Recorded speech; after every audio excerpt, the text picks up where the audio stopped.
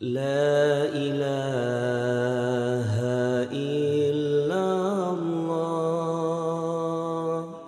الملك الحق المبين محمد رسول الله صادق الوعد الآمين. Wah, di ayun angkat selesai. Kan udah basah semuanya gitu ya, jangan sampai gitu. Itu nih. Itu Pak. Jadi setelah anggota wudhunya kita siram, maka siram badan secara keseluruhan ya. Kalau kepala sudah ya boleh dari sini atau boleh diulang lagi dari atas terus ke bawah sampai dengan ujung kaki siram sambil diusap semuanya ya. Kanan, kemudian kiri, usap semuanya. Nah, kemudian tengah kita siram semuanya. Berarti berapa? 3 kali. Nah, karena memang disunahkan ketika mengguyur itu dengan bilangan ganjil. 1 kali boleh, kalau memang sudah mencukupi 3 kali atau 5 kali atau 7 kali atau 9 kali. Tapi jangan berlebihan. 3 kali cukup, sudah basah semuanya, sudah rata, ya sudah 3 kali. Tapi kalau 1 kali kayaknya urung kan gitu ya. Kayaknya sepisah kayaknya bisa jadi urung rata gitu. Maka ya 3 kali. Oke, maka guyur kanan, kiri, tengah ya. Oke, ini masih dengan air apa? Air bersih, air murni. Nah, setelah itu membasuh punggung. Miringkan ke sebelah kiri untuk membasuh punggung sebelah kanan terlebih dahulu. Tadi kan ketika dibasuh dari atas kan punggungnya belum kena ya. Maka diiringkan ke sebelah kiri untuk kita basuh dari atas ke bawah ya, punggung sebelah kanan sambil usap merata. Begitu kan? Oke. Baru setelah itu rata, kita iringkan ke sebelah kanan untuk membasuh punggung sebelah kiri. Itu Bang. Tapi malam-malam sampai juga saya ini. Ya. Kalau nggak puasa, gampang ya minum gitu ya. Nah ini alon-alon dikit lah. Oke, punggung sudah, kanan dan kiri sudah basah, ini sudah rata, betul-betul rata. Jadi kalau 1 kali berdua itu sudah rata, oke. Kalau tidak ya diulang lagi. Kalau memang apa? Khawatir, ini belum rata, boleh 3 kali. Nah, gitu. Kalau 3 kali, insya Allah sudah rata, itu sudah lah. Jangan sampai 5 kali. Itu sudah menurut saya 5 kali ya udah berlebihan lah. 3 kali insya Allah sudah rata. Gitu. Nah, oke. Terlentangkan kembali, baru kemudian berikutnya kita siram dengan air yang dicampur daun bidara. Kita siram dengan air yang dicampur daun bidara. Itu Bapak Ibu, oke? Daun bidara. Rata semuanya, kanan dulu siram. Ya.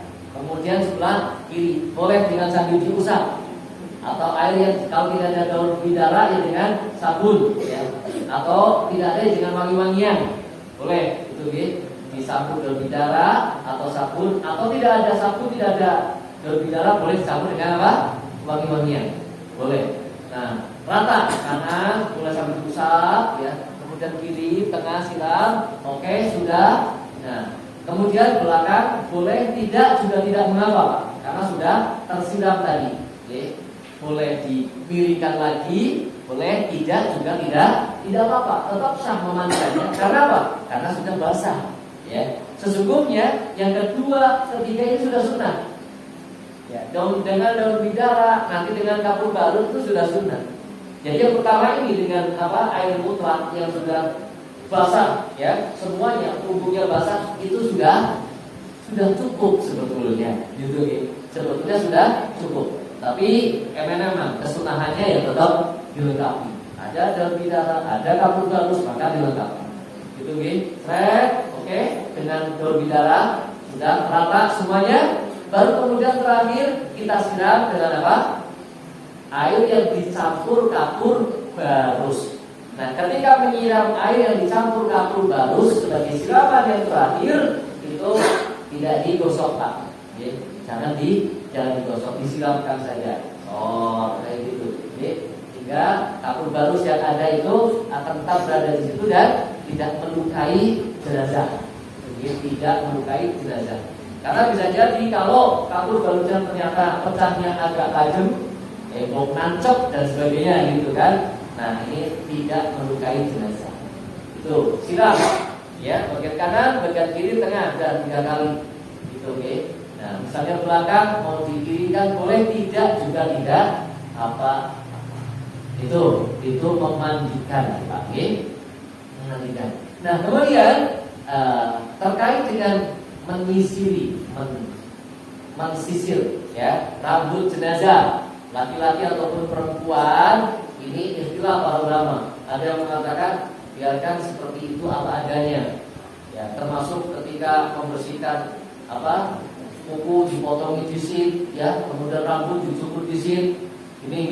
Ini bahkan kalau saya lebih kepada corakan baik apa adanya, biar seluruh apa yang ada pada dia akan menghadap Allah Subhanahu wa taala bersamanya. Gitu, Pak. Oke. Jadi setelah meninggal dunia itu sebaiknya memang jangan disakiti, jangan diambil anggota tubuhnya sedikit pun. Ini istilah, kalau saya mengambilnya yang itu, pendapat yang itu. Jadi misalnya ada emas, biji emas, ya, biji emas 50 gram, 5 gram, 20 bukan ya, 5 gram. Nah, ini boleh nggak diambil? Boleh apa tidak? Boleh kalau tidak merusak jenazah. Itu Pak B. Jadi standarnya kalau mengambilnya tidak merusak jasad jenazah. Tapi kalau sampai merusak, kemudian terluka, berdarah misalnya, nah itu nggak boleh, Pak. Jadi kalau ngambilnya jasadnya orang apa, ambil. Tapi kalau fok jadinya katut, itu nggak boleh, Pak. Meskipun 5 gram, gitu, meskipun 5 gram. Alih-alih misalnya terus kadung bengkak tangannya, ini nggak bisa diambil. Ya, kalau pun digorok jinjine, nah itu nggak boleh.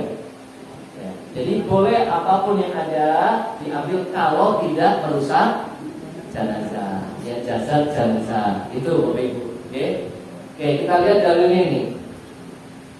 Ya, ini ya. Hadis Ummu Atiyah kalau Rasulullah SAW berdoa ini sudah ya dari bahasa tadi. Memandikan dengan bilangan gasal. Nah, ini Bapak Ibu, ini terkait dengan air yang ada di dalamnya yang digunakan adalah berdasarkan hadis ini. Ya. Hadis Ummu Atiyah qala, dia berkata, "Dakhala alaina Rasulullah sallallahu alaihi wasallam hina tuwfiyat ibnatuhu faqala igsilnaha thalathan aw khamsan aw akthar min dhalik." Jadi menyiram dengan bilangan ganjil, dasarnya juga ini. Ya, basuhlah dia jenazah itu, anak perempuannya, dengan 3 atau 5 atau lebih dari itu. Ya. In ra'aituna dzalika, sesuai dengan yang kau butuhkan. Ya. Bima'in wasidin, dengan air dan air yang dicampur daun bidara. Waj'alna fil akhirati, dan jadikanlah basuhan yang terakhir itu adalah kafuro, air yang dicampur dengan kapur barus. Ini ada dalilnya kenapa menyiram dengan kapur barus itu sebagai siraman yang terakhir. Ya, hadis ini. Kalau saya angin kafurin atau sedikit kapur barus, maka di dalam kita mencampurkan kapur barus ke dalam air itu tidak terlalu banyak, jangan banyak. Itu seperti itu. Faida farotuna fa'adinnani falamma farona adannahu fa'qana hekwahu bakal ashirnaha iyahu takni izarah. Oke. Jadi mandikanlah ia 3 atau 5 kali atau lebih dari itu menurut pendapatmu dengan air dan daun bidara, dan pada akhirnya taruhlah kapur barus atau sedikit kapur barus. Maka bila mana sudah selesai, beritahukanlah kepadaku. Maka ketika kami telah selesai, kami beritahukannya kepada beliau, maka beliau memberi kepada kami kainnya seraya sabdanya, kenakanlah ini, yakni kainnya. Ini kain apa? Kain untuk mengeringkan. Untuk mengeringkan. Jadi setelah selesai dia apa? Dimandikan, dikeringkan. Oke, dikeringkan. Diaduk-aduki. Tapi aduk-adukinya bagaimana? Tidak seperti kita aduk-adukan, dipel-pel-tok. Oke, dipel-pel-tok. Nah, itu oke. Baik, kita lanjutkan dulu. Jika jenazah yang wanita yang berambut panjang, hendaknya melepaskan gendungan rambut dan mencucinya dengan bersih. Kalau wanita rambutnya dawa, ya jangan diikat tapi dilepas, kemudian dicuci dengan bersih. Pakai sampo boleh apa tidak? Ya boleh saja. Tapi ketika tidak pakai sampo boleh tidak? Ya boleh saja. Yang penting dicuci dengan bersih. Jangan berlebih-lebihan juga. Gitu, okay? Jangan berlebih-lebihan juga. Pada bagian akhir memandikan siraman dengan menggunakan air yang sudah dicampur kapur barus atau wangi-wangian dan lainnya. Ini dalilnya tadi sudah mengeringkan dengan handuk atau lainnya. Tadi sudah menjalin rambut 3 pintal. Nah ini kalau perempuan sudah dimandikan selesai, sudah dikeringkan, maka rambutnya dijalin 3 pintal. Dijalin 3 pintal, dipintal 3 jalin, dipintal 3 pintal, dikepang, nah dikepang 3 kepang, gitu dikepang. Saya nggak tahu Pak, seperti apa harus dikepang sini, ya di belakang, tarik ke belakang, maka sebagian ulama mengatakan di belakang, ya jangan kepangannya jangan depan. Ulama mengatakan dikepang di belakang, kepangannya di belakang, jangan di atas, dan di belakang, semuanya di belakang, 3-nya di belakang, itu begitu, Jadi ya biasa ibu paham lah ya, ambil 1 dikepang tengah, kanan kiri, 2 gitu kan jadi 3 kepang di belakang. Itu. Kemudian orang yang memandikan itu wajib merahasiakan aib dari tubuh si jenazah. Maka orang yang memandikan itu jangan orang yang lambe toel saya. Apa? Nah, saya bela ya. Ya Allah, kayak gitu. Jadi betul-betul orang yang bisa menyimpan rahasia. Makanya afdolnya adalah keluarga. Afdolnya keluarga. Kalau suami istri ya suaminya atau istrinya yang benar-benar sudah paham betul ya, masing-masingnya. Itu afdolnya Pak. Nah, jangan sampai aku ingin terus supaya jebule. Ya Allah, jebule polong betul. Oh sudah polong. Nah, ini ya Ibu. Jadi tidak boleh. Kalau kalian punya tugas amanah ini, maka rahasiakan aibnya. Ternyata merahasiakan aib itu luar biasa Pak. Luar biasa keutamaannya. Ini di dalam hadis ya, Abu Rafi Al-Aslam Maula Rasulullah SAW, dia mengatakan bahwa ada Rasulullah SAW man ghasala mayyitan fakatama alaihi wa qarallahu lahu 40 marrah. Barang siapa memandikan mayat lalu merahasiakan cacat tubuh mayat itu, maka Allah memberikan ampunan baginya 40 kali. Ini keutamaan menyembunyikan apa? Cacatnya. Ya. Nah, kalau menyampaikan cacatnya kepada orang lain dia berdosa karena tidak boleh. Tapi kalau menyembunyikan dapat ampunan, mengkabarkan dapat dosa. Nah, ini Pak. Jadi monggo hati-hati yang sok memandikan, jangan sampai bilang kepada tetangganya, ini tetangga kita kok dulu ya, tenang, aja dulu sama-sama ya. Enggak boleh. Bahkan kepada istrinya sendiri sekalipun jangan, karena istrinya kok jadi bahwa itu orang nangkong ayo gue. Itu kalau harus apa? Mungkin hasil ya. Ini balik perjuangan bojoku kok menang. Orang itu orang sama-sama. Ini mau main patok bro, tidak boleh. Gitu ya. Itu biasanya waktu itu kayak beca bisa. Ya. Kalau anak-anak tapi, ya. Oke. Berikutnya menutup jenazah dengan kain, lalu dibaringkan di tempat yang telah disiapkan untuk mengkafaninya. Nah, setelah selesai ya dimandikan, ini yang pokok-pokok, gitu. Kemudian diangkat ditutup, ya. Termasuk ke auratnya jangan sampai terbuka, ditutup betul, baru kemudian kita bawa ke tempat pemandian, tempat pengkafanan. Ini kalau gambarannya begini Pak, ini siapkan ini model klasik, ada meja seperti kayak gini, terus ini ada 3 ember ya untuk meletakkan. Nah ini ember apa?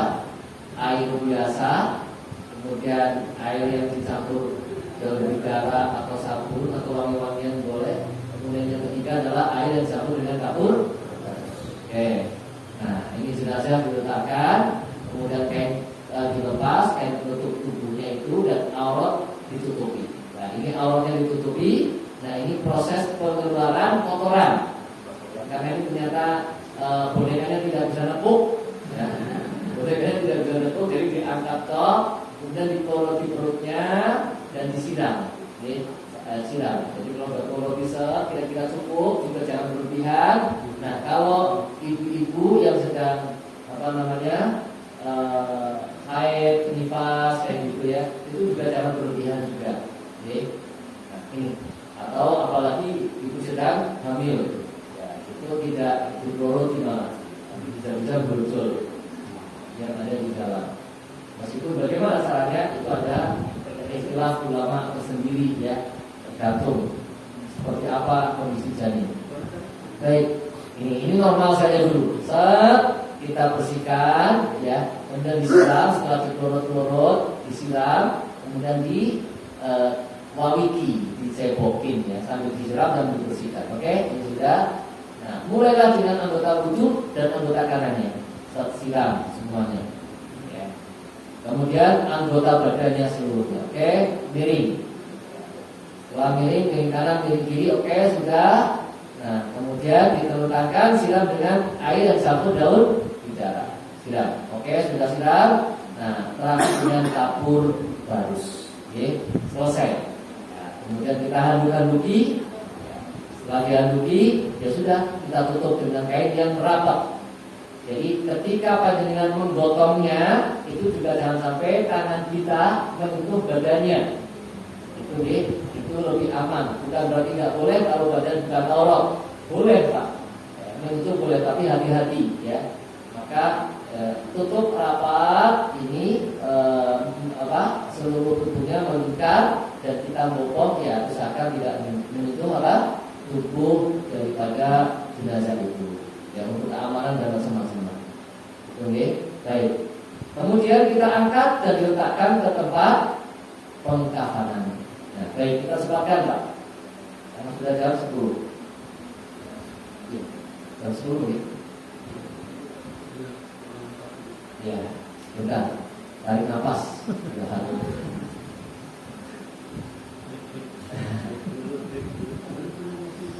Kita orang Medan.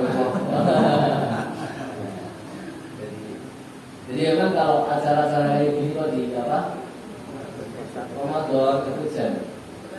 Karena waktunya lama kan. Kalau selama biasa kan cuma sejam gitu. Dari pagi sudah sejam, gitu langsung berapa? Kita 5 jam gitu. Besoknya jelang buka. Tapi dulu alhamdulillah orang anak gitu kan. Tapi dulu nggak ada salah, bisa bawa turu di situ. Ini ya Ibu. Baik, lanjut. Persiapan mengkafani. Oke. Jadi menyiapkan kain kafan secukupnya, diutamakan kain yang berwarna putih. Ini sunnahnya. Pada dasarnya ulama semuanya sepakat. Minimal mengkafan itu apa? Pokoknya jenazah itu terbungkus rapet. Itu minimal Pak. Kalau memang tidak ada sama sekali, ya oke, ya jenazah itu terbungkus rapet. Nah, kalau tidak ada pembungkus rapet, itu bagaimana? Seperti pada perang Uhud, yaitu pada kejadian, maka ada kain lorek, ya, Ternyata ketika ditarik mundur sikile keton, ketika ditarik mengisor silai keton. Dan itu bagaimana? Tarik ke atas, Pak. Bagian atas yang ditutup rapat, kakinya apa baik, termasuk pakai godrong-godrongan itu boleh. Ketika memang tidak ada kain, Pak. Ketika tidak ada kain untuk mengkafani. Itu ya. Jadi itu darurat. Ya. Maka siapkan kain secukupnya. Utamakan kain atau sunahnya memang dengan kain yang berwarna putih. Kain kafan untuk laki-laki 3 lembar, sedangkan kain kafan untuk perempuan sebanyak 5 lembar yang terdiri dari kain basahan, baju kurung, kerudung dan kain penutup secara keseluruhan sebanyak 2 lembar. Ini penerjemahan ABC, ya, terutama di AB-nya ini bisa sedikit berbeda. Ya. Terutama di AB ini kain basahan dan kain baju kurung. Tapi tidak masalah ya perbedaan itu. Yang jelas 5 lembar. Bisa jadi kain basahan dan kain baju kurung itu adalah sama-sama modelnya sama, ya. Kain ditekuk bolongi, ini kain baju kurung, kemudian kain basahan itu yang di bawah sebetulnya, ya. Kemudian ada yang menggunakan panjang juga dari atas sampai bawah.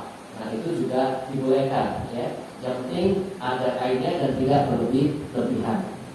Oke, baik. Jadi ada kain basahan. Kain basahan ini adalah yang menutupi aurat wanita. Ini untuk wanita, kan? Kalau laki-laki hanya 3 lembar saja butuh. 3 lembar butuh. Itu laki-laki. Perempuan 2 lembar butuh. Dan tambah kain basahan yang menutupi auratnya, ya. Aurat utamanya perempuan ya dari lutut sampai lutut kalau di depan perempuan. Nah, kemudian kalau aurat perempuan di hadapan laki-laki bukan mahram kan seluruh tubuhnya. Bahkan Imam Syafi'i tidak ada pengecualian. Jumhur ulama mengatakan kecuali wajah dan telapak tangan. Kan itu, oke. Maka ada yang kemudian dibikinkan baju kurung yang sampai bawah, kemudian jilbab, baru ditutup dengan kain apa? Kain penutupnya itu. Ini, jadi kain basahan bawah. Ada yang sampai sini, kain basahannya, ya, sampai dada, sampai mana? Sampai bawah lutut. Bahkan ada yang sampai mata kaki, boleh. Jadi kain basahannya, misalnya lebar dari ya seperti kembengan itu, ya. Dari sini dada sampai mata kaki, boleh. Kalau misalnya kain basahannya dari perut sampai bawah lutut saja, itu juga diperbolehkan. Ini kain basahan. Kemudian menyiapkan tali pengikat secukupnya. Mengikat jenazah itu tidak ada syariatnya, Pak. Tidak ada syariatnya, tidak ada hadis ataupun nas Al-Quran satupun tidak ada terkait dengan mengikat. Jadi para ulama kenapa mengikat hanya kebutuhan lagi, ya, lagi-lagi karena itu adalah al-hajah kebutuhan. Kebutuhannya apa? Kalau tidak diikat, terbuka itu, sehingga kemudian diikat. Jumlahnya berapa? Tidak ada ketentuan jumlahnya, sesuai dengan kebutuhan diikatnya. Itu. Oleh karena itu ketika sudah dimakamkan, ikatannya dilepas. Karena memang tidak ada perintah untuk mengikat. Jadi melepas ketika dikubur itu bukan wedi mbok balik. Momennya teka terus jalur diunsuri. Enggak, ya, enggak. Jadi karena memang tidak ada syariat untuk mengikat. Sehingga jadi mengikatnya itu kan hanya untuk kepentingan ketika ya disolatkan, mau kena angin, melengkap, kan kayak gitu. Ketika dibawa, didorong kan dibawa bopong kayak gini, ternyata membuka. Atau ketika diangkat dari kerangka ke bawah, kalau nggak diikat bisa jadi kan, bisa jadi begitu melengkap, terbuka itu. Jadi tujuannya untuk itu. Sehingga tidak ada nas secara secara khusus untuk mengikat. Itu gitu. Jadi dalilnya adalah karena hajat saja, karena kebutuhan. Menyiapkan wangi-wangian seperti parfum, kapur barus ataupun lainnya. Jadi ini persiapannya. Cara mengkafani, siapkan tali secukupnya dengan bilangan ganjil 3 3, 5, atau 7. Dan letakkan pada tempat yang telah diletakkan, yang sudah disiapkan. Letakkan kain penutup kafan di atasnya sesuai jumlah yang dibutuhkan. Oke. Kalau laki-laki langsung 3 lapis. Oke. 3 lapis. Jadi dalam hadis Rasulullah SAW tidak ada sarung, tidak ada sorban. Jadi untuk laki-laki ya hanya 3 lapis itu, Pak. Dan celana dalam bagaimana? Celana dalam tidak ada syariatnya juga. Tapi boleh apa tidak? Lagi-lagi kalau ada kebutuhan. Apa alasannya pakai itu? Kalau ada argumentasi, oh iya ini untuk karena bapak ini kayaknya ada cairan yang keluar terus dari tubuh ataupun dari kuburnya, cairan keluar terus, boleh dipakaikan bahkan pempes sekalipun. Karena apa? Ya karena ada cairan terus yang keluar. Nah ini boleh pakai pempes, kemudian pakai dibikinkan seperti kayak celana dalam kalau dibutuhkan. Tapi kalau jenazahnya waras bertiga, normal gitu ya, tidak ada kelainan apapun, tidak ada cairan apapun yang keluar, maka tidak perlu. Itu tidak perlu. Inilah. Jadi yang lain selain dari 3 lembar itu indal hajah. Hanya kalau memang dibutuhkan untuk apa? Permasalahan di situ. Masalahnya kalau ada luka misalnya tidak ditutup misalnya, akan darah keluar terus misalnya, maka akan jadi fitnah. Ya, fitnah ketika disolatkan, loh, ini mambu misalnya, terus kok merah, loh, apalagi kalau sampai netes, nah ini jadi fitnah. Maka segala kekurangan, segala hal yang bisa menimbulkan fitnah bagi orang lain pada jenazah itu supaya ditutup. Itu begitu, itu prinsipnya. Bapak Ibu, maka itu sangat relatif dengan kondisi masing-masing jenazahnya. Ya. Termasuk nanti ditutup hidungnya kayak gini dengan kapas, itu tidak ada dalilnya, Pak. Tidak ada dalil. Seperti ini disedekahkan atau tidak, boleh disedekahkan, boleh juga tidak. Pak. Jadi tidak ada dalilnya juga secara khusus untuk jenazah supaya disedekahkan. Tidak ada nas dalilnya. Sehingga jenazah boleh sedekah, boleh juga lurus di samping badan kanannya. Nah itu Bapak Ibu.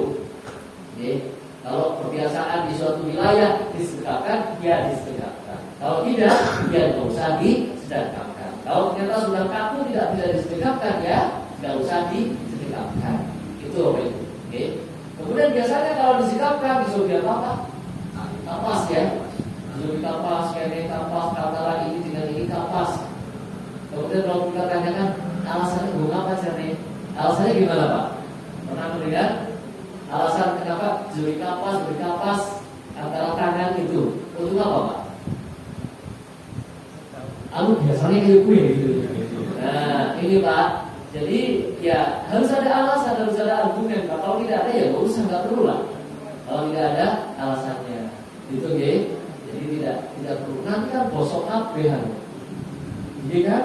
Bosok HP, kalau saat tiga, pokoknya bosok semua, hancur semuanya. Itu apa itu? Jadi apa? Ya kalau ada argumen memang dibutuhkan seperti sela-sela dikasih apa misalnya ya, kemudian ini diikat tangannya, melayu kakinya juga diikat jempolnya misalnya. Itu ketika memang dibutuhkan. Jadi pada dasarnya tidak apa-apa. Maka ketika mengikatnya pada saat pengkafanan itu sudah kuat, ya sudah cukup. Gitu Jadi di luar 3, kembali lagi, di luar 3 kain ini untuk laki-laki adalah hanya ketika dibutuhkan. Dibutuhkan apa tidak? Dibutuhkannya untuk apa? Gitu Jadi tidak terkait dengan syariat secara khusus. Gitu apa itu? Untuk laki, perempuan 5 lapis. 5 lapis ya, yang terdiri dari 2 kain utuh, 2 kain utuh, lebar, 2 kain utuh, kemudian ditaruh basahan, ya. Silakan mau panjangnya seberapa dari dada sampai ke mata kaki juga diperbolehkan kain basahannya. Oke. Jadi kain penutup, kain basahan, kemudian apa? Baju kurung. Baju kurung itu ya paling tidak sampai apa ini? Budel, ini sampai budel. Jadi leher sampai lutut. Berarti kira-kira panjangnya berapa lah?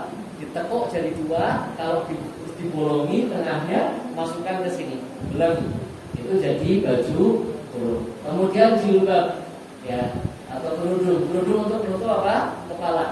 Nah, kerudung untuk menutup kepala bentuknya nggak perlu direnda, nggak perlu dijahitkan dulu. Cukup dengan kain kotak saja, ya, yang cukup untuk menutup wajah, ya. Bukan wajah depan Pak, tapi ya kerudung itu kita tutupkan. Nah itu oke. Jadi itu 5 lapis. Selain itu tadi seperti celana dalam dan sebagainya itu indal hajat kalau memang ada kebutuhan. Kalau tidak ada ya tidak usah. Oke. Kalau normal ya tidak perlu jaga adakan. Begitu Bapak Ibu. Oke. Baik. Letakkan jenazah di atas kain penutup kafan dalam keadaan tertutup auratnya. Oke. Letakkan. Setelah selesai ditutup dilapani dengan kain, lalu diikat dengan tali yang sudah siapkan. Oke. Dan simpul talinya ada di sebelah mana? Kiri. Karena nanti ketika dikuburkan dilepas mudah. Tali simpulnya ada di sebelah kiri. Karena nanti miringnya ke kanan. Dan sampai keliru ya di sebelah kanan. Di sebelah kanan talinya tali mati mani. Ya, orang gawat gunting mani. Maka kalau tali mati gawat gunting bisa dipotong kan? Gunting repot. Kemudian setelah selesai dikafani, ini sudah memberikan wangi-wangian seperti parfum, kapur barus atau lainnya, kecuali bagi jenazah yang dari ihram. Nah, jadi begini Pak. Sebelum dikafani, badan jenazah juga disunahkan untuk diberi wangi-wangian. Badannya juga Pak. Jadi sebelum ditutupkan, badannya dikasih wangi-wangian. Kemudian dibungkus dengan kain kafan selesai, kain kafannya juga dikasih wangi-wangian. Bisa pakai parfum, bisa pakai kapur barus, boleh. Oke. Jadi sunahnya memang dikasih wangi-wangian. Baik badannya ataupun kain kafannya. Oke. Tidak boleh berlebihan di dalam mengkafani. Oke, kita lanjutkan. Ini gambarnya sebagai contoh saja. Ada meja. Ini siapkan dulu apa? Talinya, ya. Kemudian, oke ini berapa nih? 7, ya. Ya maksimal itu sudah 7 lah ya. 5 juga boleh, 3 juga boleh. Ya, tidak ada perintah untuk mengikat dengan tali dan fungsinya hanyalah untuk menjaga agar kain kafan tidak tersingkap. Itu oke. Kemudian letakkan. Ini kalau laki-laki 3 lembar. Lembar pertama letakkan. Kalau jenazahnya gendut, kain kafannya lebarnya sudah berapa? 1 meter. Nah, lebarnya 1 meter. Jenazahnya gendut. Kira-kira cukup nggak kalau 1 meter untuk menutupi semuanya? Sering tidak cukup. Boleh nggak kalau disambung? Boleh Pak. Itu dianggap 1 lembar. Lebarnya ditambahi gitu. Jadi misalnya mungkin gede banget jenazahnya. Misalnya nih, jenazahnya gede. Maka lembar pertama yang paling bawah itu dilebarin, ditambahi, dijahitkan. Boleh Pak. Boleh. Karena apa? Karena kain yang untuk membungkus jenazah tidak seperti kain ihram. Kalau kain ihram tidak boleh berjahit. Kalau ini tetap boleh. Tidak ada ketentuan seperti itu. Oke? Tidak disambung boleh. Kurang nambah, sambung 1/2 meter misalnya boleh. Oke? Itu untuk yang paling bawah, paling tidak yang paling bawah, yang nanti akan menutup secara keseluruhan. Itu oke Bu. Oke? Itu yang paling bawah, usahakan ya si paling lambat. Kalau ternyata tidak ada yang paling lebar, kemudian ukurannya sama, bisa disambungkan dari penasiah. Penasiah juga apa sebenarnya? Jangan apa namanya? Kejawan, gitu ya. Jangan kejawan, itu berasungkawa pada keluarga, mudah-mudahan keluarga apa? Keluarga sabar, tawakal, begitu kan? Diganti dengan yang lebih baik dan jenazahnya mudah-mudahan diampuni segala dosa-dosanya, amalnya diterima oleh Allah Subhanahu wa taala, husnul khotimah. Itu sudah. Kemudian yang jelas kalau ada yang kedua ini tausiah, nasihatkan kepada pentakziah. Ini adalah sebagai ibrah bagi kita, pelajaran bagi kita bahwa kita tidak akan hidup selamanya, maka persiapkan untuk kematian kita. Itu aja udah. persiapkan untuk kematian kita. Hari ini kita takziah, hari ini kita mensolatkan, hari ini kita mengantarkan ke kuburan. Mungkin besok atau nanti, besok atau lusa kita yang ditakziah. Maka persiapkan diri kita. Kalau itu sudah selesai. Kalau sampai dalam alur-alur gitu, nah sudah selesai begitu. Masalah persaksian, monggo saksikan itu istilah ulama, ya, yang meyakini monggo, yang tidak ya nggak usah, gitu Jadi yang meyakini ya silakan. Memang meyakini, memang ada istilah, ada perbedaan pendapat para ulama. Yang tidak meyakini dengan kekuatan dalil yang ada, ya nggak usah. Kalau saya sendiri memang ya tidak perlu. Memang apa Bapak Ibu? Ada dalilnya, tapi dalilnya itu diperdebatkan. Ibarat siapa ya? Apa namanya? Mempersaksikan seseorang. Nah, tapi persaksian itu adalah sesungguhnya dalilnya sahih Pak. Cuma penerapannya yang diperdebatkan. Maksudnya gitu. Jadi dalilnya sahih gitu.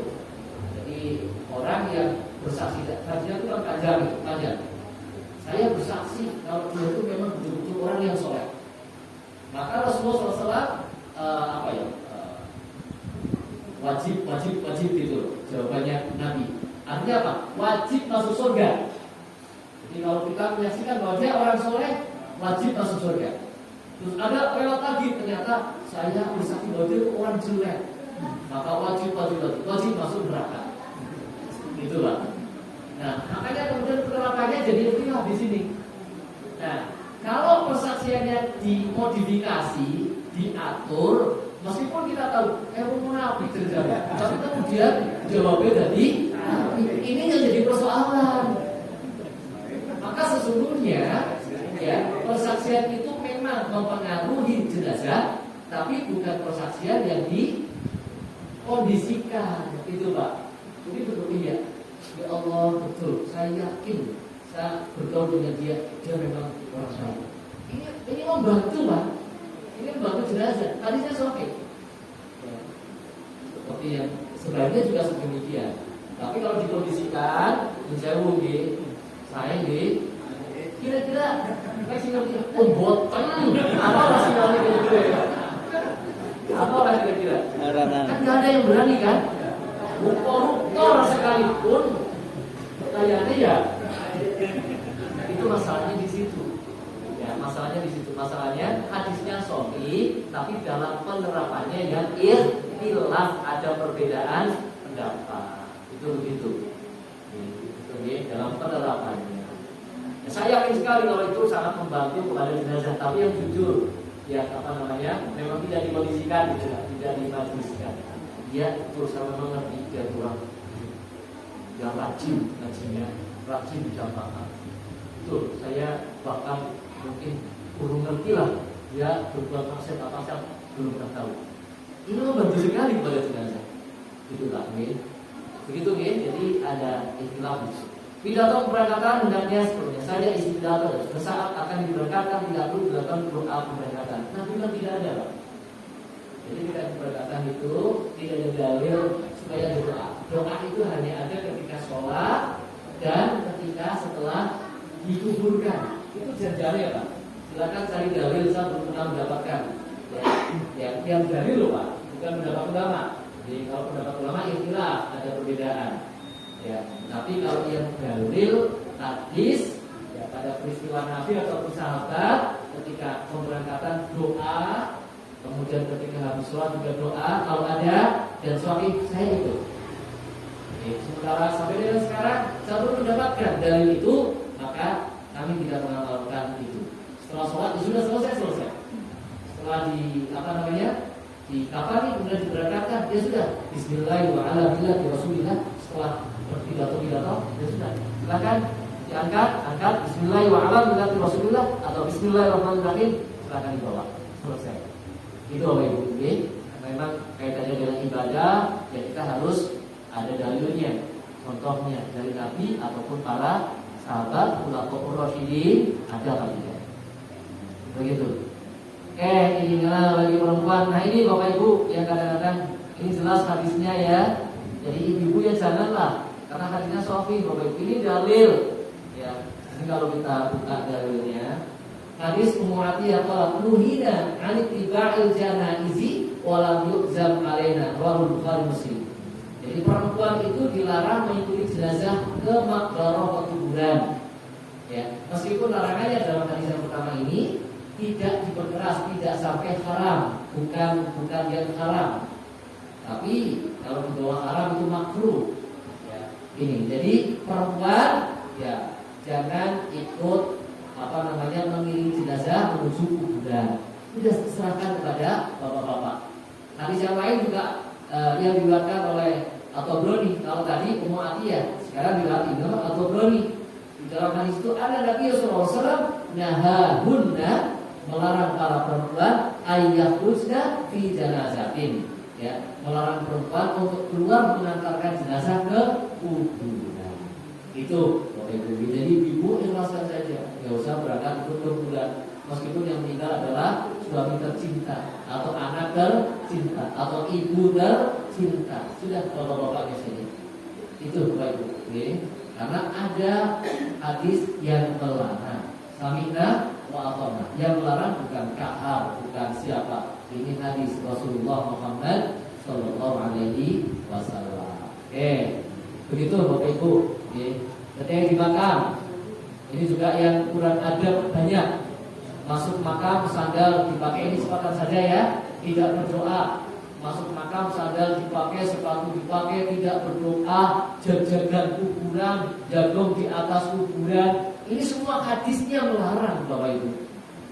Bukan ada orang yang sudah datang, Ustaz, ini boleh dikubur kayak kucing. Nah ada yang begitu, Sebaliknya juga demikian, nggak perlu lah. Sudah kalau ini memang dipahami oleh Nahdlatul Ulama, ini yang dipahami oleh Muhammadiyah. Yang kita misalnya NU datang ke Muhammadiyah datang ke NU, ya sudah kita laksanakan sesuai dengan keyakinan kita, dan kita nggak perlu berkomentar dengan apa yang dipahami oleh yang lain, karena akan terjadi fitnah. Itu Bapak Ibu. Ini yang penting seperti itu, tasamuh. Ini. Janganlah kamu berjalan di antara kuburan dengan alas kaki. Nah, ini jangan. Ya, karena memang dilarang oleh Rasulullah Shallallahu Alaihi Wasallam. Ya. Jadi ini dalilnya. Ya. Jadi Rasulullah melihat seorang lelaki berjalan dengan terompah di atas kubur. Maka sabda beliau, hai orang yang berterompah, lepaskanlah terompahmu. Hai orang yang pakai sandal di atas kuburan, lepaskan sandalmu. Itu ya. Nah ini hadisnya. Jadi tidak saya sebutkan semuanya lah, itu sama. Memakamkan jenazah, kuburlah mayat dalam lubang yang baik, perutlah baginya galian lahat serta pasanglah di atasnya batu bakar dalam kuburan kaum muslimin. Jadi orang Islam yang dikubur di kuburan orang Islam. Kemudian masukkanlah mayat dari arah kaki kubur. Ini juga ikhtilaf, tapi memang di dalam hadisnya seperti itu. Hadisnya yang ini Pak, tidak ada yang lain. Jadi hadisnya Summa adkholahul qabra min qibali rijlal qabri wa qala hadam sunnah. Jadi Abdullah bin Yazid kalau Abdullah mensolatkan kemudian masukkan jenazah ke dalam kubur dari arah kedua kakinya, yaitu mana? Dari arah selatan. Kaki orang menguburkan kan kepalanya di utara, kakinya di selatan. Maka memasukkannya itu dari arah selatan, masuk bukan dari arah barat atau timur. Kalau memungkinkan. Tapi kalau dari selatan nggak bisa, ada pohon dan sebagainya, ya dari manapun yang bisa. Begitu. Kemudian masalah ketika meletakkan dalam kubur Bismillahirrahmanirrahim Rasulillah. Tutuplah di atas kuburnya dengan kain kalau wanita. Nah ini yang jarang. Kalau jenazah wanita, ya sebelum dibuka kerandanya, sebelum diangkat jenazahnya, ada kain yang dibentangkan di atas lubang kuburnya. 4 orang pegang gosok-gosok ambil, ya, untuk menutupi bagian atas. Ini sunnah. Kalau jenazahnya siapa? Perempuan. Kalau laki-laki tidak. Ya, ini dalilnya. Jadi hadis yang diriwayatkan oleh akhrajahu Sa'id fi sunanihi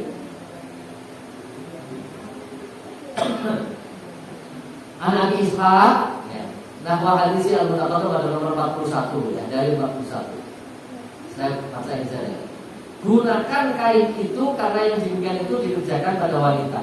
Dan hadis itu, hadis Ibnu Abi Syaibah dalam perkataan, maka mereka membentangkan kain di atas kuburnya. Lalu Abdullah bin Yazid menariknya dengan berkata, dia seorang pria. Nah, kalau laki-laki berarti tidak. Nah, ini yang diamalkan oleh para sahabat. Jadi para sahabat mengamalkan itu kalau perempuan ditutup dengan kain di atas kuburannya pada saat prosesi penguburan. Kalau laki-laki tidak. Nah, seperti itu. Oke. Kemudian orang yang turun ke dalam kubur, nah ini Pak, adalah orang yang tidak bersetubuh pada tadi malamnya.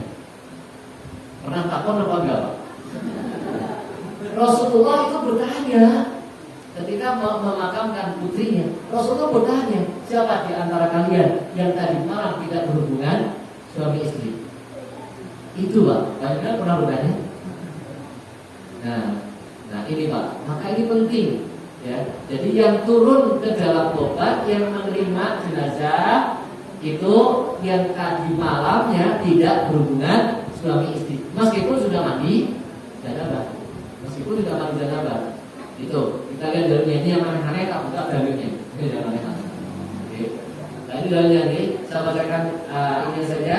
Rasulullah SAW ketika ini, aku melihat anak perempuan Rasulullah SAW ketika dikubur dan ketika beliau di sisi kuburan itu, maka aku melihat kedua mata beliau berlinang. Rasulullah berlinang, tidak, dia sedih, ya, menangis tapi tidak baur-baur, ya, berlinang air mata. Maka beliau bersabda, adakah maksudnya nih, adakah di antaramu orang yang tidak bercampur tadi malam? Maka Abu Talha menjawab, ya saya wahai Rasul. Kemudian Rasul bersabda, turunlah ke kuburnya. Nah, ini. Okay. Jadi takut Rasul, di antara kalian yang tadi malam tidak berhubungan suami istri siapa? Abu Talha, saya wahai Rasul. Dia masih jawab, berarti dia pada Abu Talha jawab. Akhirnya Abu Talha yang disuruh masuk ke dalam liang kubur. Coba dipraktekkan Pak Nabi. Dipraktekkan, ya. Kita jangan bertanya di dalam kubur Pak. Kalau masyarakat itu mengkondisikannya di rumah dengan keluarganya, maka kalau tim itu tadi ada pencerahan kepada keluarganya. Nanti ketika di kuburan siapa yang nampangi? Dijelaskan yang nampangi sunnahnya adalah orang yang tadi malam tidak berhubungan suami istri. Itu seperti itu. Disampaikan dulu sebelum berangkat ke kuburan. Jangan di kuburan, geger gue. Nang kuburan, apalagi ini sebetulnya. Bisa isolbe, bunyi, asal, gitu kan? Harus kadung medun gitu. Ya, makanya ketika mau berangkat, kita berikan pencerahan. Itu Bapak Ibu, nah ini penting. Karena memang Rasulullah ternyata begitu. Kita sekedar mencontoh Rasulullah. Karena memang uswah hasanah kita adalah Rasulullah. Ibadah kita ya udah contoh Rasul selesai. Lalu nggak usah mikir macam-macam gitu. Rasulullah begini, ya udah laksanakan.